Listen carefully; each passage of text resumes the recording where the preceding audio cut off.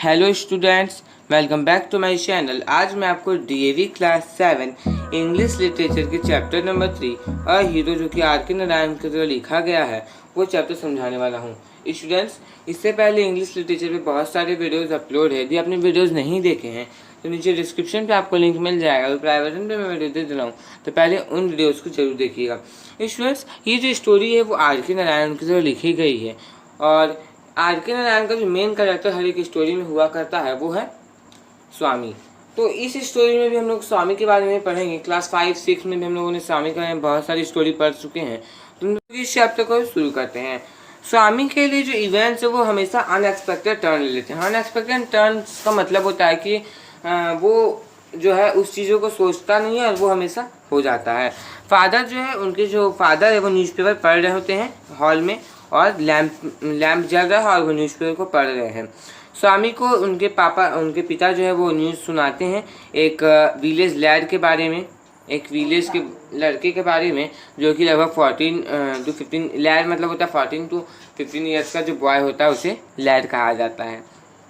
उसके बारे में बता रहे हैं कि जब वो अपने घर लौट रहा था, जंगल के पास से जब वो अपने घर लौट रहा था तो एक टाइगर के आमने सामने आ जाता है। टाइगर को वो फेस करता है।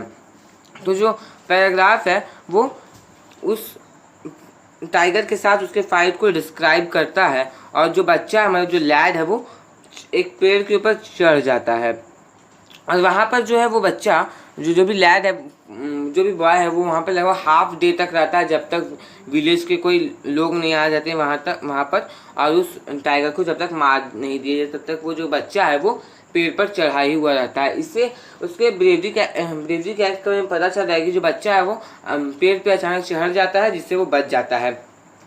ओके, टाइगर के सामने आता है तो बिना डरे साहस के साथ वो ऊपर चढ़ जाता है। तो इसको पढ़ने के बाद फादर जो है वो मतलब स्वामी के जो फादर हो स्वामी फिक्सली देखते हैं, मतलब एक फिक्स तरीके से उसे देखते हैं और उससे पूछते हैं तुम्हारा जो इसके बारे में क्या कहना है। स्वामी कहता है कि मुझे नहीं लगता है कि वो एक छोटा बच्चा होगा, वो एक बॉय होगा। वो जो एक बहुत ही स्ट्रांग मैन होगा, ग्रोन अप पर्सन होगा। मतलब ग्रोन अप का हो गया कि बड़ा आदमी होगा, एक एडल्ट होगा, वो कोई छोटा बच्चा नहीं हो सकता है। और वो ये भी कहता है कि कैसे कोई बच्चा टाइगर से फाइट कर सकता है। स्वामी के फादर जो उसके घूर कर देखते हैं और स्नेर करते हैं, मतलब उसे गुस्सा करते हुए कहते हैं कि तुम अपने आप को न्यूज़पेपर से ज़्यादा समझदार मानते हो। एक मैन के पास यदि हाथियों जितना बल भी हो वो लेकिन वो डरपोक हो सकता है। लेकिन यदि कोई व्यक्ति एक स्टॉक का मतलब एक पिन की तरह पतला हो और उसके पास यदि करेज हो तो वो कुछ भी कर सकता है। मतलब स्वामी के फादर का कहना है कि स्ट्रेंथ और एज जो है वो सब कुछ नहीं होता है, करेज जो है वो सब कुछ होता है। करेज पे ही सभी चीज़ जो है डिपेंड करती है। अपने पिता की इस बात पे स्वामी उनसे बहस करता है, डिस्प्यूट करता है और कहता है कि मान लीजिए मेरे पास बहुत ज़्यादा ही करेज है और मुझ पर यदि कोई टाइगर अटैक कर देता है तो उसमें मेरी करेज क्या करेगी। मेरी करेज मुझे बचा थोड़ी सकती है। इस पर जो फादर और गुस्सा करते हैं और कहते हैं कि स्ट्रेंथ की बात हम लोग छोड़ देते हैं, तुम सिर्फ करेज को प्रूव कर सकते हो। अब मैं देखता हूँ कि तुम मेरे ऑफिस रूम में अकेले क्या सो सकते हो आज। मतलब पिता जो स्वामी के पिता है वो अपने ऑफिस रूम में स्वामी को सोने का एक फ्राइटफुल प्रपोजल दे रहे हैं। तो स्वामी के लिए एक डरावना ऑफर बन जाता है।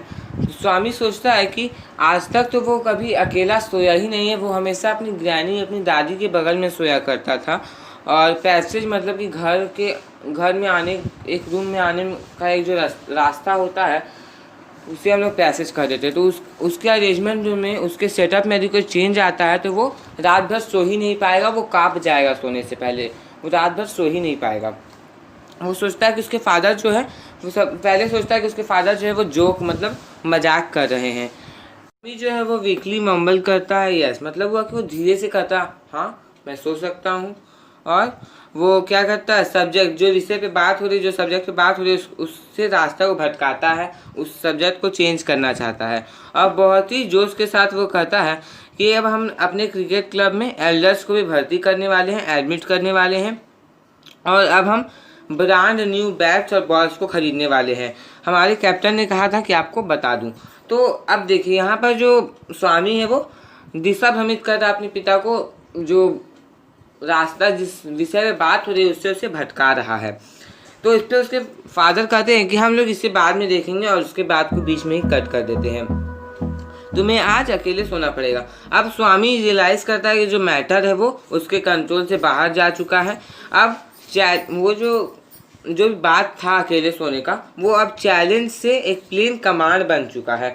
और वो अपने फादर का टेनेसिटी जानता है। मतलब इसका मतलब होता है कि उसके फादर जो है एक जगह पे अड़िग हो जाते हैं, मतलब वो अड़ जाते हैं कि आज तुम्हें अकेला सोना ही पड़ेगा।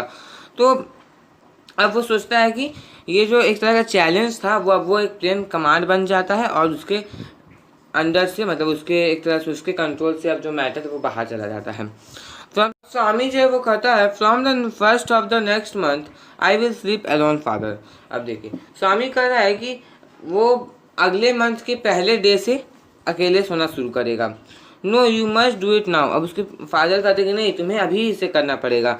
It is disgraceful sleeping beside granny और मदर लाइक अ बेबी। ये जो एक डिसग्रेसफुल है कि तुम अपने मदर के बगल में, अपनी ग्रैनी के बगल में एक छोटे बच्चे की तरह, एक बेबी की तरह सो।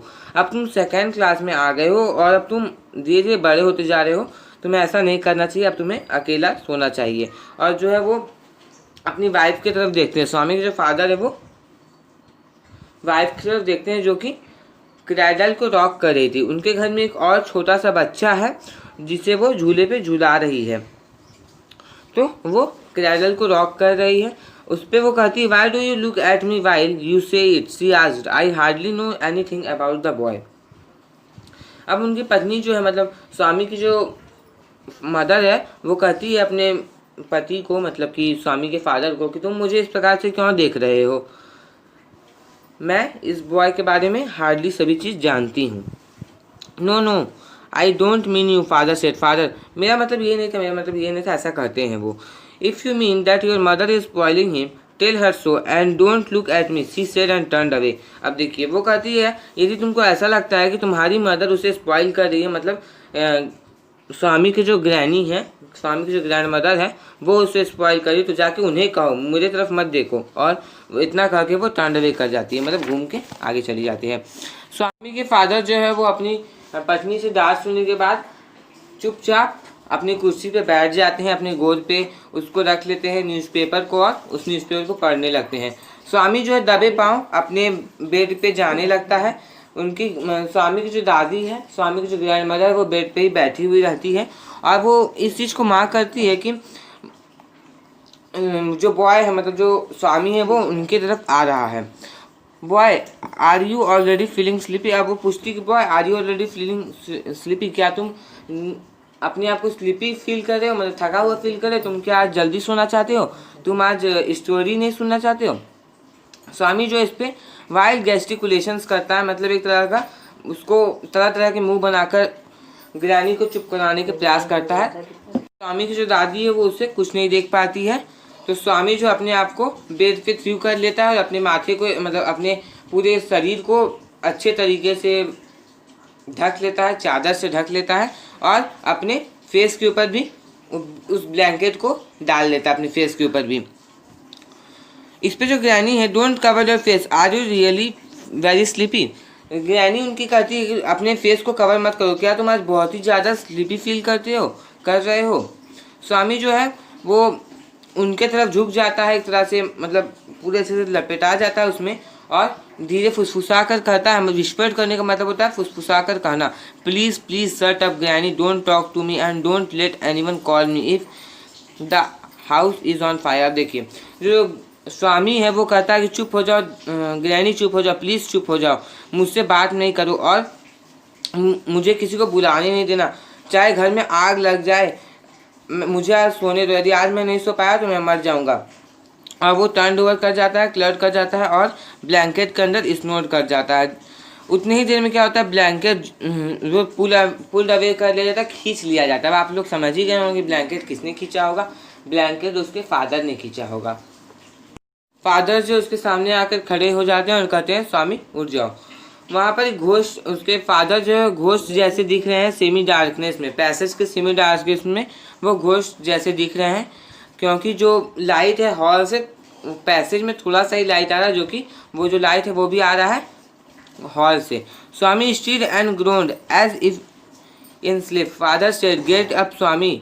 Granny pleaded why do you disturb him.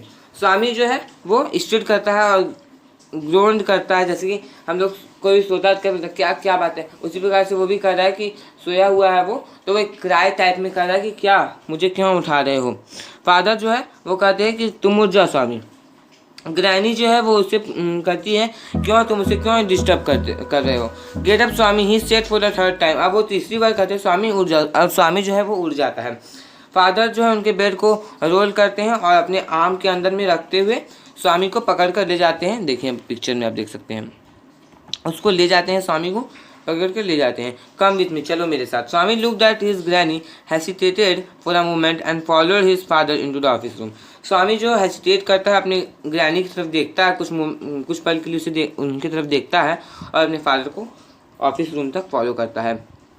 वो ऑफिस रूम के वे में वो अपील करता है अपनी मदर से, अपनी माँ से अपील करता है और वो कहती है कि तुम उसे ऑफिस रूम में क्यों ले जा रहे हो।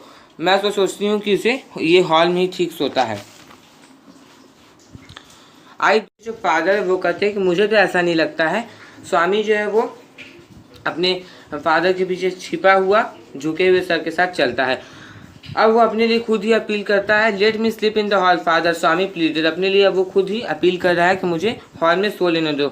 और क्ल्यू क्या देता है कि आपका जो ऑफिस रूम है बहुत ही ज़्यादा डस्टी है और आपके लॉ बुक्स के पीछे वहाँ बहुत ही ज़्यादा स्कॉर्पियंस का मतलब होता है बिच्छू, उनके पीछे बहुत ही ज़्यादा बिच्छू है। तो उसके फादर कहते देयर आर नो स्कॉर्पियंस, वहाँ कोई भी बिच्छू नहीं है। लिटिल फेलो, छोटे बच्चे, तुम बेंच में सो जाना। अब जो है स्वामी वो कहता है can I have a lamp burning in the room. No you must learn not to be absent of darkness. अब स्वामी जो है वो कहता है कि क्या आप लैम्प को जला हुआ छोड़ सकते हैं मेरे रूम में, ऑफिस रूम में जो है लैम्प को जला हुआ छोड़ सकते हैं। तो उसके फादर कहते हैं कि नहीं, तुम्हें डार्कनेस से भी नहीं डरना है, it is only a question of habit, you must cultivate good habits. ये जो है हैबिट का क्वेश्चन है, तुम्हें गुड हैबिट्स को कल्टिवेट करना है, अपनाना है। Will you at least leave the door open, क्या आप मेरे लिए एक छोटा सा काम कर सकते हैं कि आप सिर्फ डोर को ओपन छोड़ दीजिएगा। All right but promise you will not roll up your bed and go to granny side at night, if you do it mind you I will make you laughing stock of your school. देखिए इस पर जो स्वामी के father वो कहते हैं okay मैं ऐसा कर दूंगा, मैं जो है तुम जहाँ सोओगे ऑफिस में उसका डोर मैं ओपन छोड़ दूंगा, लेकिन प्रॉमिस करो कि तुम रात में बीच नाइट में जो है अपने बेड को रोल अप करके ग्रैनी के साइड में जाकर के नहीं सोओगे। यदि तुमने ऐसा किया तो सोच लेना मैं तुम्हारे स्कूल में, तुम्हारे क्लास में जो है लाफिंग स्टॉक बना दूंगा, हंसी का पात्र बना दूंगा। तो ऐसा लग रहा है कि वो ह्यूमैनिटी से कट हो चुका है, पूरी दुनिया से कट हो चुका है। वो उसे गुस्सा भी आया था और वो पेंड भी था। वो अपने फादर का जो स्ट्रेन ऑफ क्रूएलिटी है, मतलब कि उनके जो क्रूएलिटी का जो झलक है उसे पसंद नहीं करता है उनके नेचर में। और वो जो है न्यूज़पेपर से भी हेट करता है टाइगर स्टोरी को प्रिंट करने के लिए। वो तो चाह रहा है कि जिस बॉय को उस टाइगर ने छोड़ दिया उसे तो वो टाइगर छोड़ना ही नहीं चाहिए था, काश उसे टाइगर खा जाता तो अच्छा होता। उसे लग रहा है कि जो बॉय है वो एक बॉय नहीं, एक मॉन्स्टर, एक राक्षस है।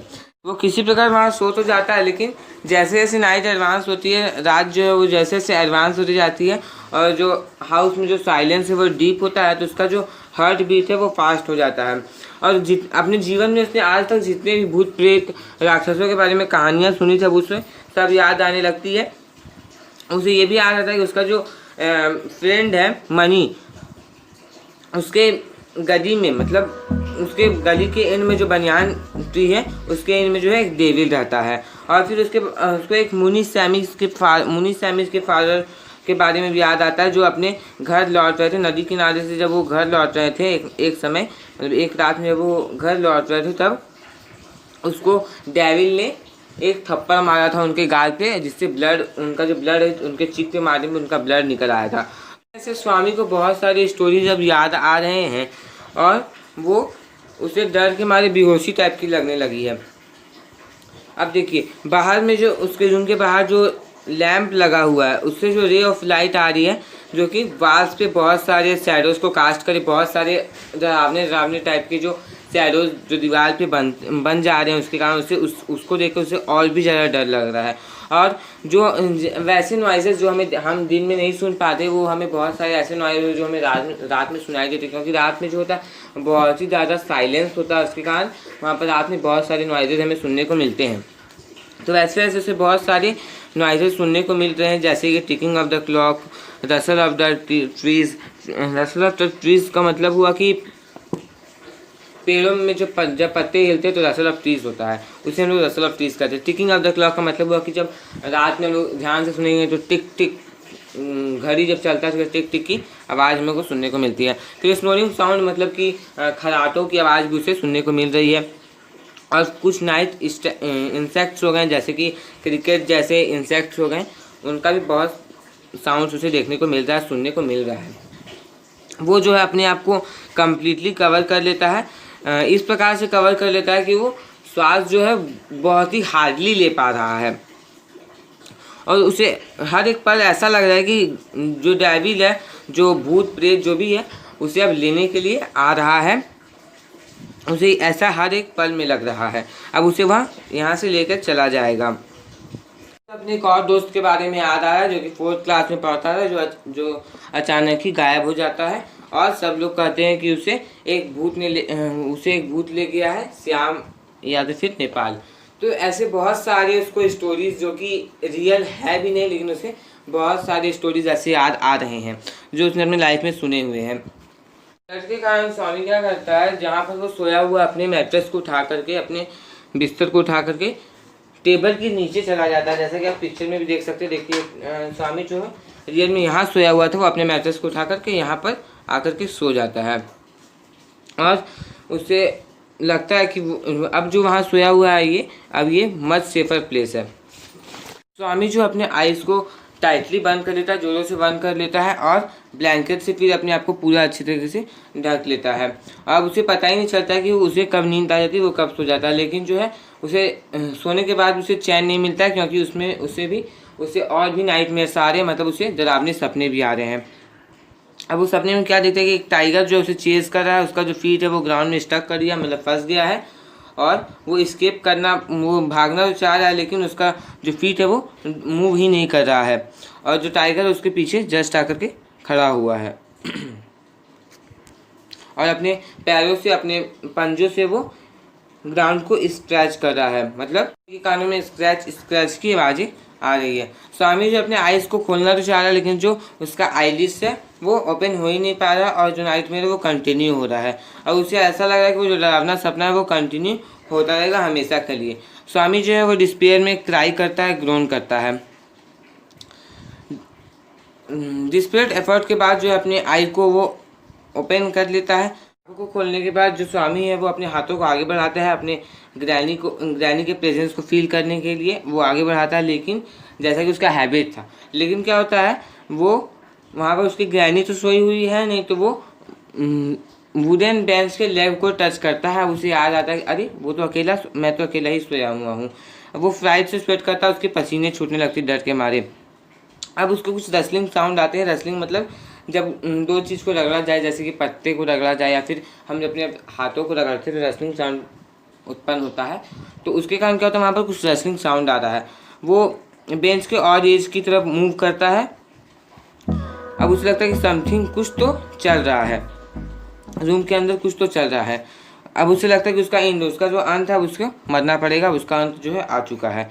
उसे लगता है कि डेविल आ रहा है और अब उसे वो बेंच के नीचे से निकाल लेगा और उसके पीसेस में से डिवाइड कर देगा। तो अब वो सोचता है मैं क्यों वेट करूँ, मैं तो अंत अब आ ही गया, मुझे तो मरना ही है।